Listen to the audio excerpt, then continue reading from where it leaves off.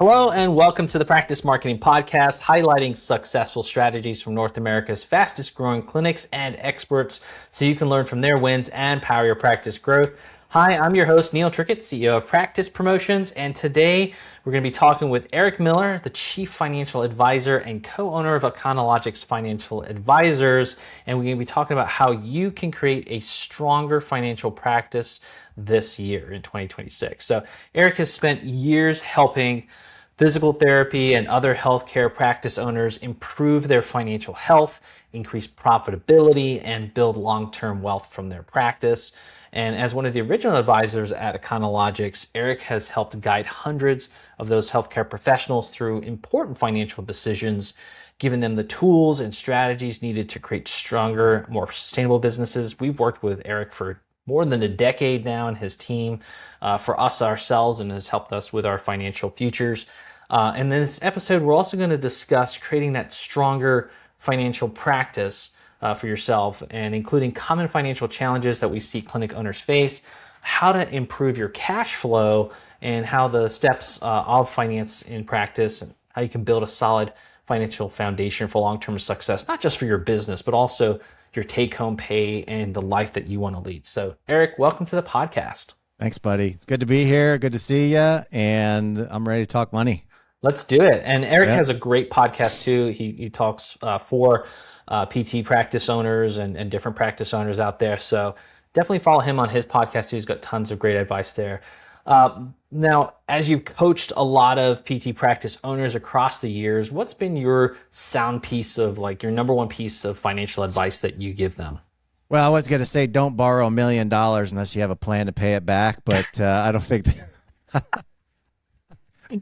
I mean, that is kind of good advice, but I don't know if that's the best advice that I could come up with. I would say, look, learn to run your household like a business, I think, is always going to be my best piece of financial advice. We get so lost in running the practice and become so overwhelming that we do forget why we own it and what we're trying to improve. And that's making sure that your household is well taken care of financially, and never let it be becoming an afterthought, so to speak. So that's the biggest challenge that I get. As you know, as a practice owner, you were in the trenches, and you're just always trying to run the practice, grow the practice. Everything's about the practice, and then our household is just like gets whatever is left over, and we really try to like make sure that doesn't happen to PT owners. I would say for me, that was, and Amy, my wife, I think that was really a critical change in my viewpoint when you told us that like 10 years ago, was that concept of that your household comes first, right? That's the bank that gets paid before everything else. And then your practice is the servant to that household, right? And usually, we're in this flipped mindset where you're right. Like our practice, we think of it like that's the money machine. That's what's helping us serve people. But obviously at the end of the day, get paid. And then, like it becomes this snowball where it'll eat all the cash that's going on in it. And then, you're not giving yourself a strong salary. You're not taking dividends. And then, you're stressed at home because you don't have good financial income at home because the business is going through whatever it's going through at times. But if you change that mindset, like you taught us, that your house is first and it's that profit first mentality, like how this has a certain cash flow it needs to have, including your investments and everything. And then your business has to produce that increasing revenue towards the household. So I think that is like the number one piece of advice that I found from you. And thank you for the title for the book too, by the way, because I think we took your advice on that as well, right? Household first. And household first, love it. And look, real simple. The practice makes the money. The household tells it where to go. Love it. Love it. Yeah. Sometimes we get so sucked into the mechanics of all the financial machine, right? Like we just forget the big picture. Sometimes we do. It's okay. We can always course correct. It doesn't take very long to change the directions on these things. There's a little bit of pain to start, but once you get going, it's like anything else, automatic and systematic. It just kind of runs. And then you look back one day and there's like $200,000 sitting in a personal investment. And you're like, oh my God, this is kind of awesome. You've coached hundreds and hundreds of practice owners, right? I'm curious, do you find like that's a common thing? People coming in, they've heard the one, piece of like they want the shortcut, right? Yeah. Like, what's the one investment that's going to make me $1 million, or what's this one thing that's going to change everything? Like, is that something that you get commonly? It's often that, and I think as things get harder in our financial system that we're in, and they are. I mean, we have a horrible monetary and financial system in this country, the way it's set up right now. And which we could probably just go off on a tangent in this podcast, but it's just that money is being debased every single year. 30 years ago, you and I, could live on a $100,000 salary and feel like we're rich, and now it's just like you can barely get by on that. So I get the struggle for that.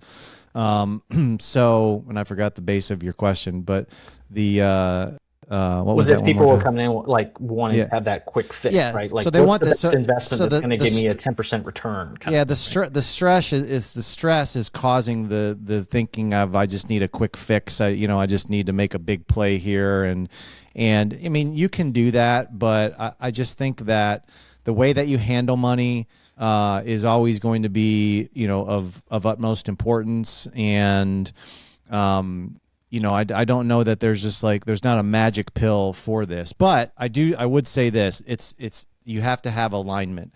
And, the idea that it should take like 30 years for you to be financially independent is a symptom of you not having alignment between the practice and your household. Okay. If you're on pace to be financially free in 30 years, then there's misalignment between what the practice is providing for your household. Honestly, you should be able to become financially free if you have a fairly viable practice. Your household should be financially free, I would say, in 7 to 10 years. Okay. Where you don't have any debt, where you have plenty of money in reserves, where you have basically a household that can operate all by itself. And, okay, maybe it takes 12, but it's certainly better than it taking this idea that takes, 30, I'm going to be 65 before I'm financially independent. Mm-hmm. So just make sure that there's alignment between those two systems right there. And that's where I think a lot of owners don't have good alignment between those things. That makes sense. Do you see also, just again, in creating a stronger financial future for yourself, like what can you do this year to make your business better, right? That's going to impact your household, things like that. Do you see, because, being a PT, being a practice owner myself for years, we're problem solvers, right? Mm-hmm. We love to DIY stuff. We love to try and fix problems ourselves. We love to try doing all our marketing ourselves, so we don't try and rely on outside help. Is this like the same symptom in finance? Like, oh, I don't need an outside advisor. I can kind of figure some stocks or something myself, or whatever I need to do financially with my business. Do people come to you with that? I mean, most people will have like maybe a local advisor that they're working with that's helping them with maybe some retirement plans and such, but they really don't have a good system in place of how to manage all of these things together. And they don't have like a real plan of like, I mean, I'm sure you asked this question, like what is your financials? What's your ideal marketing scene look like? Well, I asked the same question on your financial scene. And the answers I get are just like pretty symptomatic of the problem. Mm-hmm. It's not clear. It's not concise. It's not measured. It's confused. So I think just getting clarity on some of those things, and just like you said, once an owner knows exactly what they need to do and what that looks like, they'll do it. They'll execute it if they have confidence. And because you guys are so smart, right? PTs are so smart, of course, that they sometimes get in their own way of trying to do things themselves because you're used to that, right? Yeah. But you really can't. I mean, you can do that. You can spend all day on ChatGPT, which is like the worst invention right now for solving financial problems, because it just creates like 7 pages of like, well, this could happen and that could happen. Yeah. And I can just see now where it just creates so much confusion. in the fray. There's nothing like good practical experience too in knowing what's going to happen. It's like, if you do this, this, and this condition will arise. I don't care what ChatGPT says, So that's where I think having, real world experience and working with families and, like we have, like you have, is so invaluable to me. What does a strong finance standing look like in a practice? Like, okay, because we can say, hey, you could have a strong financial practice, but what does that mean? Like, what kind of margins are we looking for? Like, what kind of returns, what kind of like dividends, those kind of things that should be coming off the practice into the household? Yeah, well, number one, there should be a lot of money coming in that is in excess of what the expenses are of that business, whatever it is. I mean, we always hear the margins, and they tend to go down. I've encountered now recently, maybe this happened about a year ago, talking with some PT owners, and it's so amazing how fast, like, they'll hear something and then they'll adopt that as their mindset, like that's okay. Like saying like, well, we made like a 7% profit margin. And, that's pretty good, considering, what's going on in the industry. And I'm just like thinking like, oh my God, like what has happened? Like that's not, you can say that, that's great, but 7% is barely going to allow you to reinvest back into the business, pay your taxes, and maybe there's a little bit left over for you, but probably not. So you have to make sure that this business is returning, 20-25%. I mean, let's not cut it short with the risk that you're taking to be able to do that. Now, is that high? Maybe. Okay. But it certainly would allow you to, my mantra is build a practice to serve your life. And you got to build the practice to serve your life. And that means that the practice needs to produce a certain amount of money to allow your household to, be put in a position where it's set for life. And so going back to your question, I think certainly that profit margin is really, really important. I can get into like how much I'd like to have in reserves and all those things. I don't know if you want to talk about that right now, but there's just certain that money is coming in easily. Like there's good controls on it. You have like policies and procedures of like approvals. There's just like a system like a CFO would do for a business that is controlling the financial end of the practice. Like profit and loss statements are available easily. There's just order. There's just order. You can't expand on chaos. And, that's the easiest thing to fix is just putting in good financial order into a practice. I think too, that comes back to training, right? Because when you kind of the typical scene for opening a practice and even growing it through the years is that you were a PT, you didn't like where you were working, so you thought you could do it better. You open up a business and now you're treating patients, and then it starts to grow on you. You have to have employees, and I have to figure out how to run other people. Then you have the billing and insurance to learn, right? And all that. And then what took me a long time to learn, I'm still learning a lot about it, is finance, right? Just even the terminology of finance and what was a profit and loss statement, and what should the margins be, and reserves and all these kind of like different financial terminology that you had to get used to and operate with and get better at and learn the whole skill of finance, right, in operating your business. I'll say what you want about like corporations and such, but they do know how to handle money pretty well. Yeah. And you can learn a lot. I have just watching them like buy practices and take over. And, I'll give you an example. One thing, I've seen like any corporation that's bought like a PT practice, a big corporation, they have like a 10% management fee that goes directly to the parent company, like the parent organization, and that was pretty validating to me, because like that's the first thing that I tell a lot of owners to do is to like take the first 10% of revenue of the practice, pay that to your household first and foremost. Okay. Because I learned that that's what corporate America does. Those are what these big corporations do. And you have to assign money a purpose. That is an immutable law. If you don't assign money a purpose, it will disappear.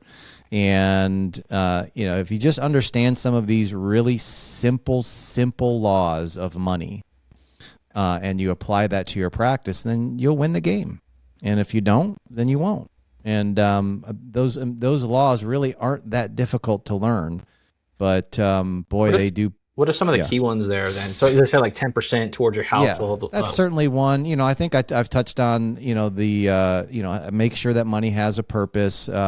Make sure that you put profit as a priority in the organization. Make sure that you are utilizing, have the understanding that the practice is going to try to, you talked about this, is going to try to consume everything. It's okay, right?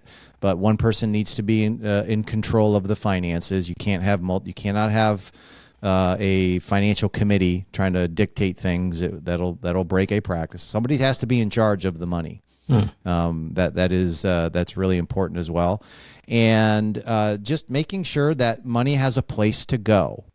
And when you assign, so for example, like you have taxes due every single year, every quarter. Okay. Like I could probably bring up, I get 10 new clients this month and I ask them, do you have a tax account? How many would probably say I have a tax account?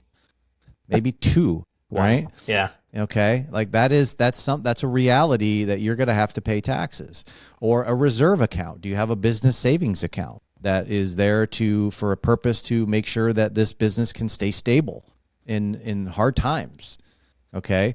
So just setting up really, really simple things that allow money to go to a place, and having that, it creates a necessity. I have to pay this. I think you'd said something about like creating a bill. Like that's really, really important.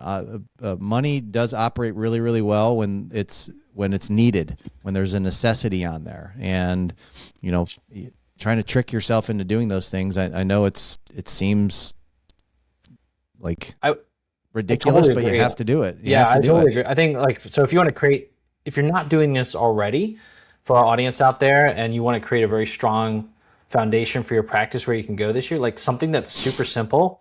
I read the Profit First book, great book, super simple concept, right? Like what you're talking about, which is go open a few different money markets or checking accounts or whatever you need to open, and just label them, like one's a tax account, one's a reserve account. Yeah. And then you have your operations account, whatever. And then every month, a certain percentage, no matter what, and I do it every week. So every week, a certain amount goes right in the tax account, it goes right in the reserve account, and then you have your other operating stuff. And you don't think about it, right? It's automated for you and it's just happening. But then you don't, it's such a good feeling when I don't like paying taxes, but I don't have to no, you oh don't. my God, I got this tax bill, and then where am I going to get this money from? I never want to go through that again. I want to just make sure there's something always set aside for that. Or, hey, something happened. I mean, we've had practice owners that they had a fire. Yeah. Their practice burned down. They couldn't operate for 6 months. What do you have to cushion yourself and take care of your business? Obviously, insurance and things like that. But you could have a down month. And how can you coast through that if you don't have reserves in place? It is amazing to me how razor thin most practice owners are operating. And if you're listening to this, and I know that a lot of you're razor thin, and you really don't, and you're like, well, we're making it right now. But I'm like, you're a lawsuit, you're an audit, you are a medical emergency away from bad things happening. And I don't like to operate on fear, but I see the unpreparedness so much. Yeah. And it's really a spot that you have to fix.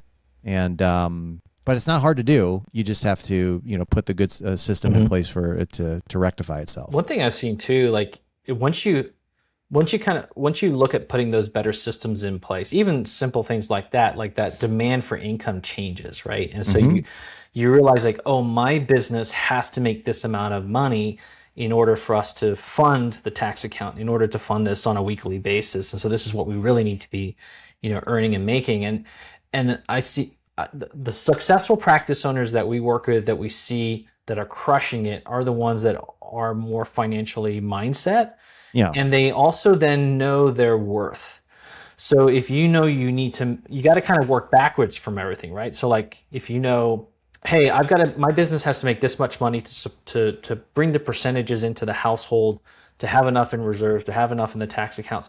I work backwards from that all the way down to what do I need to earn per hour or per Yes. visit, right? And then you can know your worth. So if you have to make $65 or $70 per visit in order to have those percentages and cover your expenses and all that kind of stuff, then you're not going to take that insurance that pays you $50 per visit.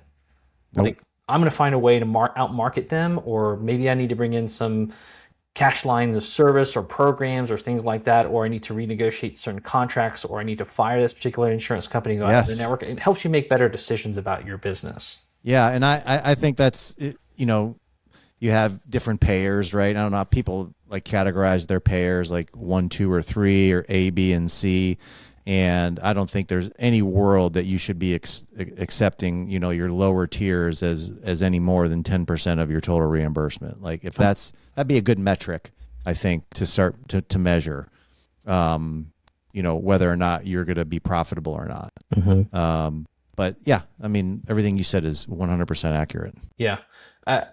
So it all everything, you know, touches each other. So like if you know the finance part of it, right? If you got the systems in place, if you know your KPIs, what you have to hit, yeah, then you can make those better decisions down the line, right? And one of the things that we see too, again, the real successful clinic owners that have 20% plus profit margins, they're figuring out a way to meet the demand of that per visit hour that they need to make, right? Or per hour or per visit.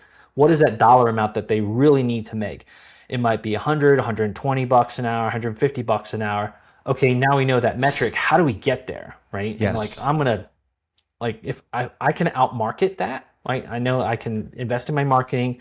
I can get a certain kind of payer in here. I can say, hey, you know what? I know that there's these other programs out there that I could sell, sports performance, massage, like whatever adjunct services to get that dollar per visit up. Like there's a lot of things that you can make better decisions around. But if you're going the other direction where you're like, well, let's see how much money we can just make, and then we'll figure out what we got to pay on the other side of it. The top 10% of PT owners aren't just surviving, they're thriving. But what's their secret? Well, Neil Trickett's new Market to Grow book reveals how the top 10% of PT practices leverage marketing systems to simultaneously grow their new patients, attract top talent, and boost profit in their practice. You can learn from their secrets. Visit practicepromotions.net/book to claim your free copy of Market to Grow. Yes, you heard that right. We are shipping a free copy of Market to Grow to all podcast listeners who want it. Just visit practicepromotions.net/book to claim your free book. And now back to the show. Yeah, working backwards, I think, is so important, and it is so beneficial to know. And it's an eye-opening thing too, because if I tell you that your actual make-break number is probably about 15 to 20% higher than what you're operating with right now, it's a jolt to the system, and it makes you feel like, oh my gosh, like what do I have to do? But when you really break it down on a I mean, we've done this a lot with people on a daily basis, it's like, yeah, I know you're short right now about 10% of what you need to, where you need to be at. But when we break it down, it's really not that overwhelming. It's really not that much. It's just maybe, you know, a few more patient visits a week or a day or something like that. When you break it down like that, it just makes it more palatable for people. And so that 10 or 15% difference you're talking about, like that's their profit margin or reserves or whatever they need to be putting away, right? They actually, you build that into the expense of the business, right? It's the expense mindset of the practice. Like I need this amount to like survive, and I cannot accept a dollar less than that. Okay. That's not how most people operate. Most people operate with, this is how much comes in, this is how much going out, whatever's left over, I guess I can, maybe I can take some of that, or I'll allocate it from there. Yeah. Okay. The other mindset is, no, a dollar comes in and I have to give every dollar a job. But those first, that first 15 to 20% is going into things that are going to allow for the stability of the organization first. Because my first responsibility is making sure that this organization can stay in existence and that it can operate and it can operate well. And so I have to make sure that that first 15, 20% is going into things that I'm dictating it's going to go into: reserves, my household, taxes, reinvestment back into the business, those things that are going to allow for further expansion and growth. That's a totally different method of handling money than what most PTs have ever been taught. 100%. I mean, I was there, right? Yeah. I did not operate that way at all. The same philosophy that I think most of people that come to see you at the beginning are the same mindset. Like, hey, well, my expenses, for every dollar that I make, my expenses are like 95%. Yeah. I make 95 cents, or I spend 95 cents on the dollar with paying staff and everything else, like rent and everything else I have to do. And then, I got 5 cents left over at the day, and I kind of take that home. But it's very different when you say, well, no, you've got 15 cents of that dollar is actually going to go towards your household and your reserves first. And then the other 85 cents is what you get to work with. Figure it out from there. Figure it out. Make figure more it out money from there. Yeah. Trim some expenses. And look, it's gonna confront all the things in your practice that are wrong. It's gonna make you confront unproductive people. It's gonna make you confront ineffective marketing. It's gonna make you confront bad payers. It's gonna make you confront a lot of these things. It will uncover the camouflaged hole that you have in your business once you do that. Yeah. And it's okay. It's like, things are going to break. It's all right. But I'd rather that you, I don't want you to operate like that for 10 years and just think that that's normal. It's not. Mm-hmm. So that's why we have to change it so radically. And, some people can do it. Some people can't. And if those of you that are able to okay, great. This is what the ideal should look like. I'm not going to accept anything else. They end up winning, and the ones that don't you've talked to them. It's just bad news and rainy and terrible every single time you talk to them. Yeah. You can either be at cause over your practice, or you can be effective at it. Right. Yeah. And I'm sure that most people who went into business wanted to be at cause over it. But they get beat up over time, and they, again, don't know some of these financial principles. So then, they're working very hard, but they're not really. They are. They're not seeing the fruits of what all the effort that they're putting. Like I could just be a PT somewhere else and make the same amount of money. Yeah, right? And that's a pretty glaring indicator that you have you're doing things incorrectly if you're in that condition where I seem to be money's going in, money's going out. I take leftovers. That's a bad indicator. And have you seen, we work with a lot of multi-location practice owners, right? And so obviously they're scaling up to $1, $2, $3, $4, $5 million. The sophistication of finance becomes higher and higher, obviously, the bigger the revenue in there. But are there any certain mistakes that you start to see those type of practice owners make that, I don't know, maybe they overextend themselves, or what could they be doing better to be stronger financially in their business? I think they do. There is some level of the reporting maybe gets a little bit more sophisticated. I don't know that the rules of money change too much, even in that $1 to $3 to $5 million range. The same principles will apply. The business will try to spend everything that it makes and then some. So that's always going to be true. And, there's definitely a trying to expand too fast, I've seen. And without getting, one location up to a certain level of stability, what that is, I'll leave that up to you. I like to see it at least getting up to about, I don't know, maybe 90% of a capacity before I'd start looking at other locations. But, I get yelled at all the time by people on that one. So, but that's true. People will chase the status of, I'm a multi-location I have owner. multi-locations. Yeah. I know. I'd rather have one big location that's super profitable. God, it'd be a lot easier to manage, wouldn't it? Yeah. Than having the multi-location thing. But there is a status of we're a multi-location PT practice. So I go, That's fine. But I've had people that have 10 multi practices at a 3% margin. Like you just have you have 10 headaches that are, and no value, none. There's no value there. Like, and then you're just run, but you do have multi locations. So congratulations. But like, is that the result that you're really looking for? So it just goes back to like, what result are you looking for? And that's why it's so important to measure the financial progress of your household. Mm-hmm. And don't forget that, and that's how I was like so happy. Like when you guys paid off your house, it was like, God, that's such progress. It feels so good. Yeah.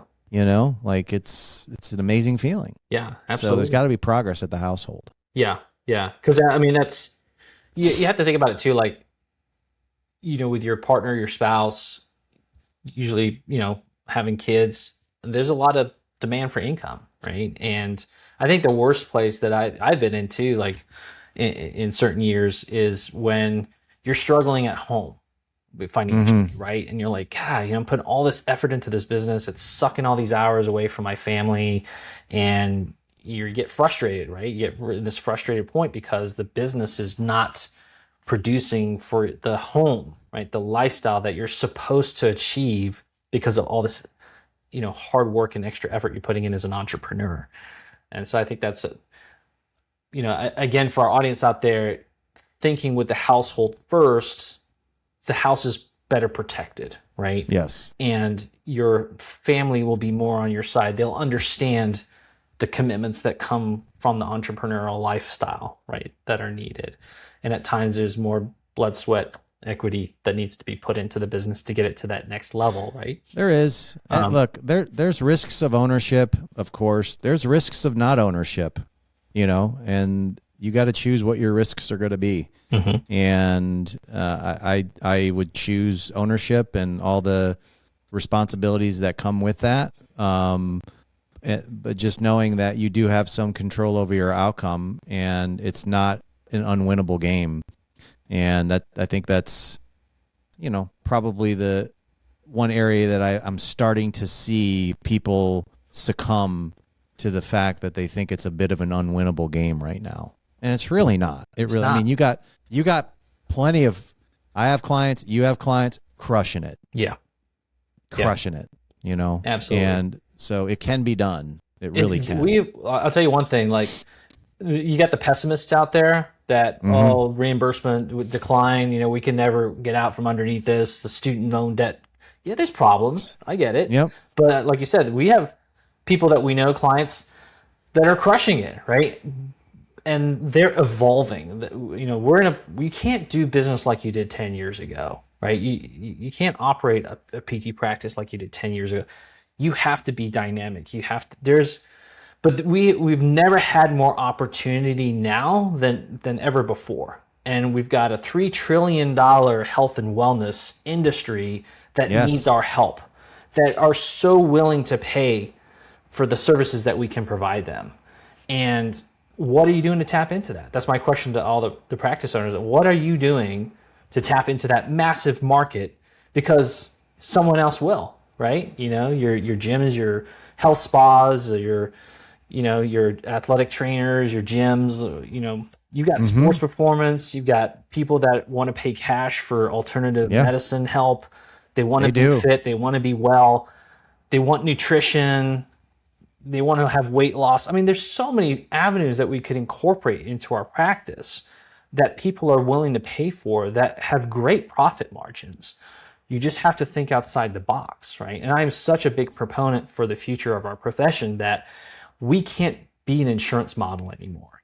That could be part of what we do, but the clinics that I see that are crushing it are bringing 15, 20% of what they make in as cash service lines. Right? I was just going to mention that. I think that's another metric you can look at. Like, I don't think if you're at least 10% of your overall revenue should be coming from non-reimbursed services at this point in time. And if it's not, okay, that's an area you can get into, and it will help with cash flow. But by doing that, it'll certainly should drive up your per person reimbursement rate. by doing that. And there's plenty of services that you can do. I mean, I'm a financial advisor. I mean, I can, you guys know better than I do the things, but I know that there's plenty of things that you can do to drive that number up. So you can win. Absolutely. Yeah. It's huge opportunities right now. And again, like we have clinics that are absolutely crushing it when it comes to this stuff. They're great at marketing. They're great at selling within the clinic. Those are I'd say those are two critical skills that you need to develop in your business right now. If you're going to survive and thrive into the future, the better that you get at marketing your business and branding it and capitalizing on all these markets out there, you're going to win. The better you train your front desk and your therapists on how to sell additional services, which they never really were good at before, right? We had it cushy because a doctor would send us a referral and, we're just going to treat you. But you got to, like every other profession has to sell their services. Yes. Right? So like we just got to get better at that. It's just training, right? You just got to train your team better and find the right people that fit that model that can sell well and communicate well with patients. And selling's a good thing, right? It's not, and people like think of it as bad. It's a very good thing because you're helping someone get what they want to accomplish, right? So they want to get out of pain, or they want to be faster, fitter, they want to live longer, they want to have a greater quality of life. Sell them that, right? You have the skills, you have these incredible services that you can offer them. I mean, just think about, we have clients that are doing medical wellness. So all the people that are overweight, they have heart conditions, they have diabetes, just that right there, there's so many people that could be living a better life if we were part of their solution, and they will pay for that, right? Because the medical system is broken and it's not helping them get better. It's just making them sicker.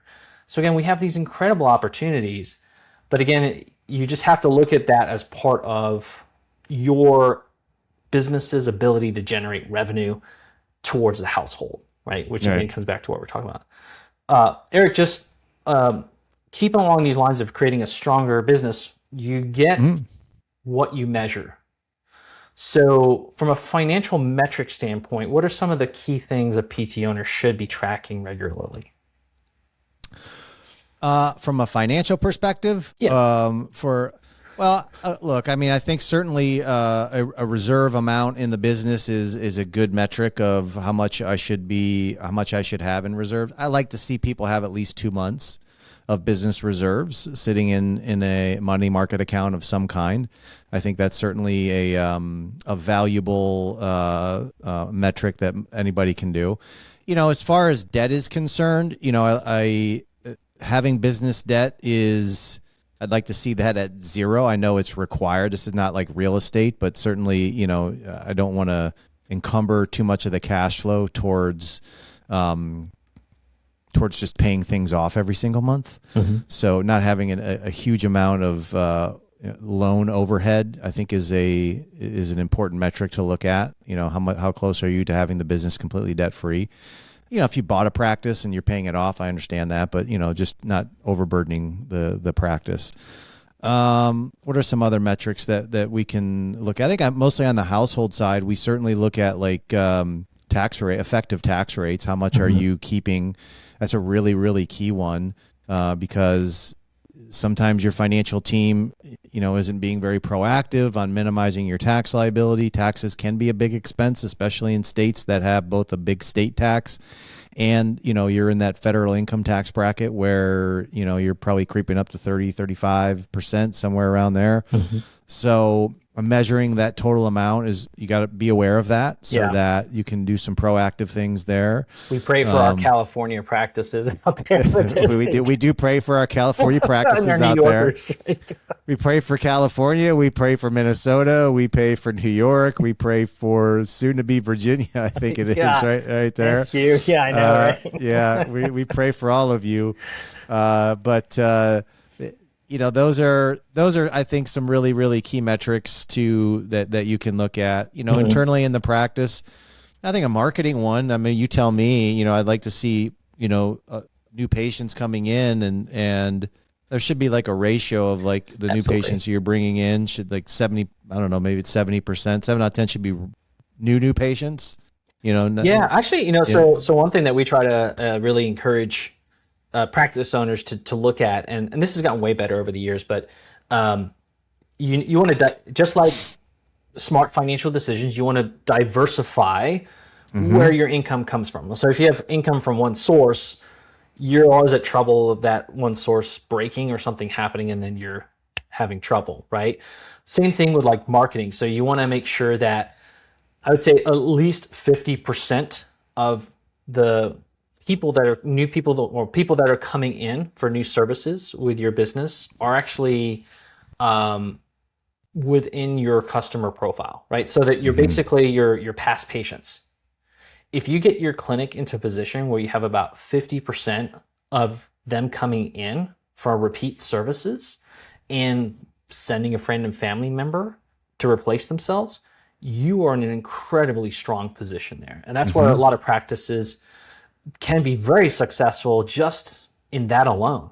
And there's other practices which don't do much with their patient marketing, so that number is small, and they kind of have to keep working so hard to get new patients in the door. But 50% or more should be past patients and referrals from those patients coming in, and then getting your where you can have direct to consumer marketing, bringing in, say, about 40% of your new patients coming in, and then 10-15% from referral sources, whether that's physician groups or networks that you're part of, something like that. I think that gives you a real good diversification in where you get new patients in the door. Yeah, I like that. And it's scalable. That just grows your business. It grows your business, and you can do that across. It's harder when you start a new location because you're brand new. You don't have the patient base yet to build upon, but you can do that relatively quickly. So you do have to invest more to get that new location up and running with new patients, but then they should start to repeat, right? And bring in friends and family. Yeah. And then look, I think a collection, obviously you have to collect money, and you can't be afraid to get it in the door, and you have to be dogged about it. And that's where I think a lot of people also, Eric, how much should I collect? I'm like, all of it. Absolutely. You did it, right? You worked for it. Like, well, it's like 90% good. I'm like, no.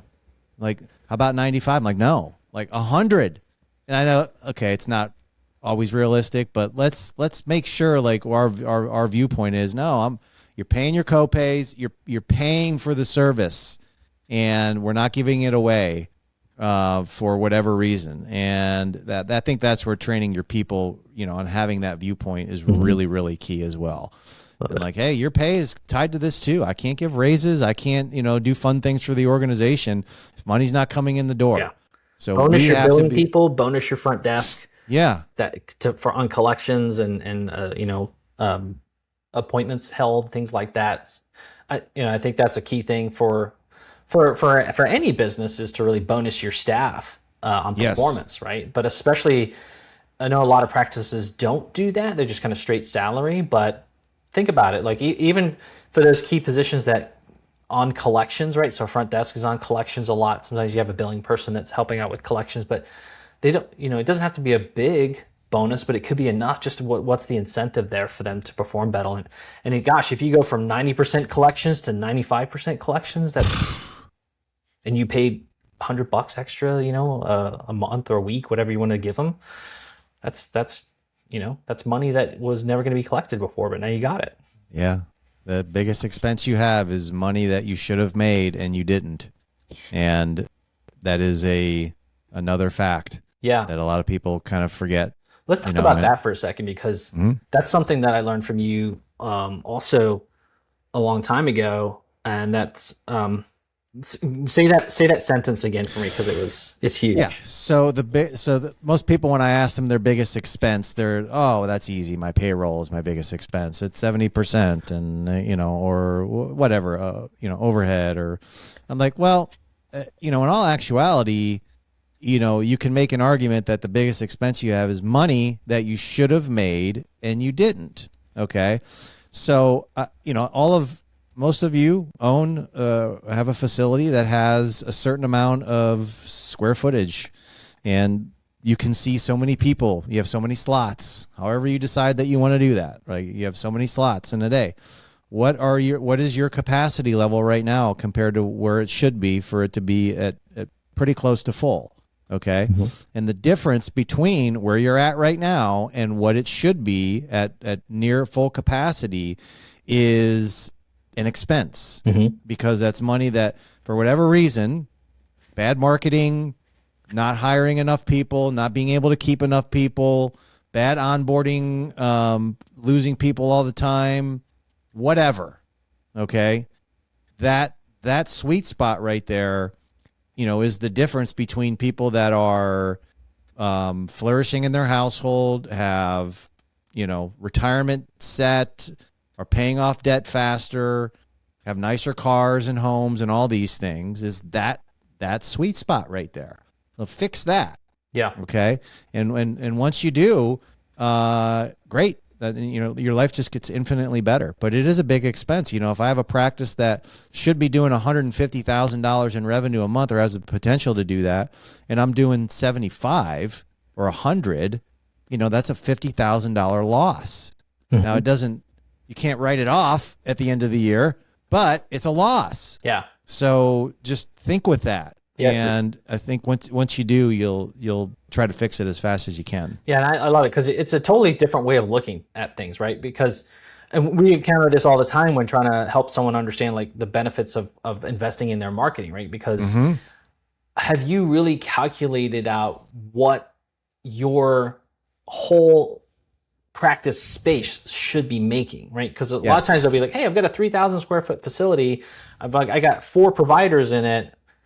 Okay, well, if you had more providers and you're completely full, like what could the facility produce, right? And they're, oh, well, yeah, but my therapist can be busy with what they have. Like, well, couldn't you hire 3 more therapists and fill that space? Yeah, I could do that. Well, so that's revenue that you could be making if you had everything working towards it, but you're not, right? And so that's a key thing too. So here's a number for our audience that can be very helpful.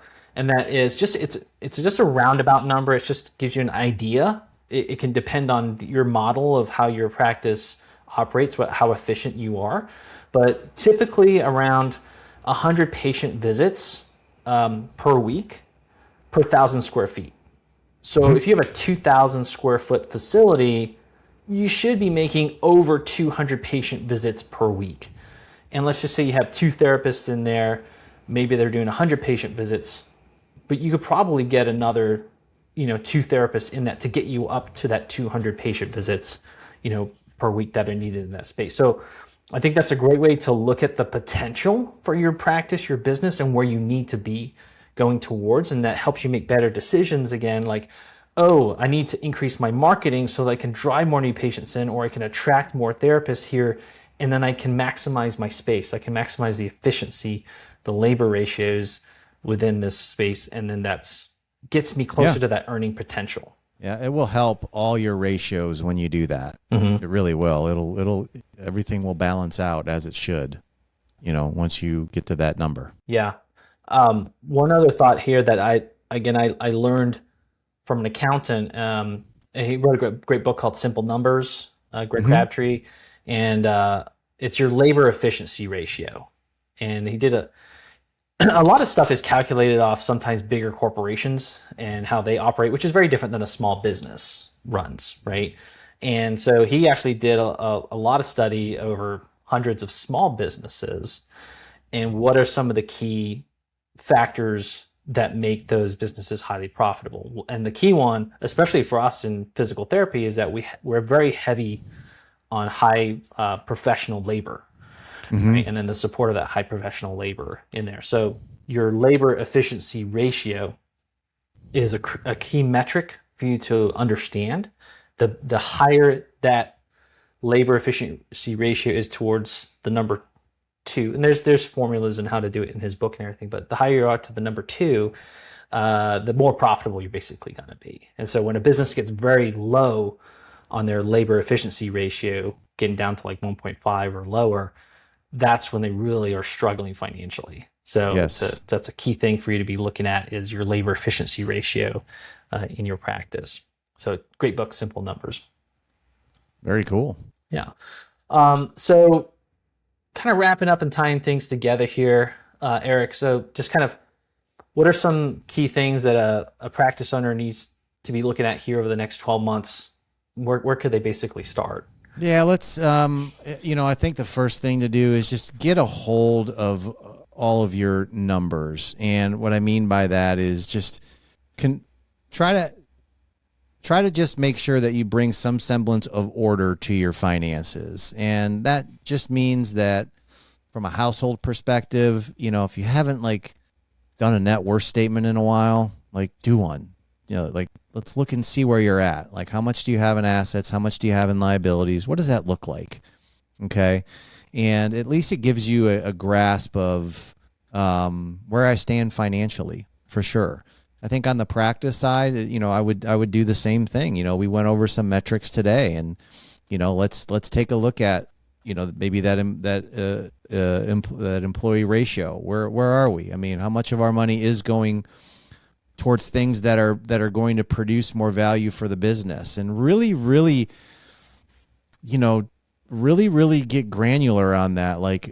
And I said this before, you got to give every dollar a job when it comes in, and make sure that dollar is going to create something more valuable for your practice, and that is going to good use. And just be really, be mindful of that. Mm-hmm. And don't be so carefree of money. And I don't want you to sit there and nitpick every single expense that you have, because you cannot expense your way into prosperity at all. You just can't. You can try, but you can't do it. But you do have to be mindful of things that are creating an enormous amount of value for yourself, both on a household level and at the business level as well. Awesome. Great advice there, Eric. And so I know you have tons of free training and other trainings, right, to help practice owners with their financial condition. So what's some of the best ways for a practice owner to get some of your training? Well, they can certainly go to our website, Econologics Financial Advisors, and we have, I just wrote a book called Household First. You can certainly go to, I think it's on Amazon right now. I'm assuming it's on Amazon right now. If it's not, I got a big problem. And you can get a copy of this. This one is for veterinary practice owners, but we have one for physical therapists as well.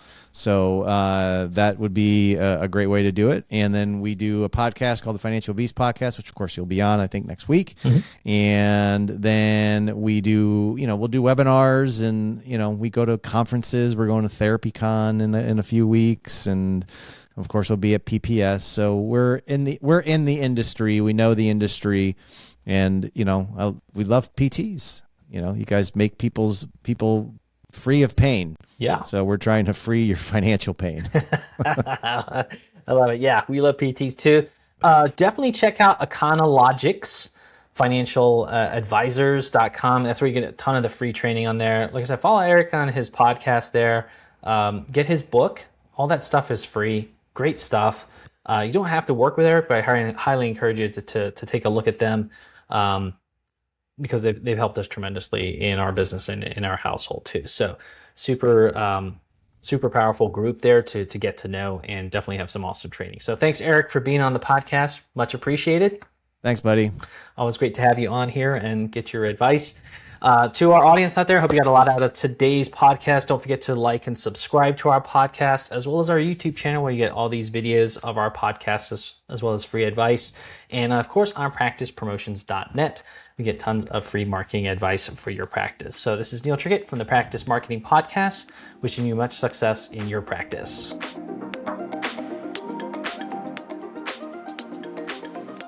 A free way for you to support our show is by leaving a 5-star rating and review on Apple Podcasts. It's a chance for you to tell us what you love about the show, and it helps others discover it as well. Just scroll down to ratings and review on your phone and click write a review. Thanks.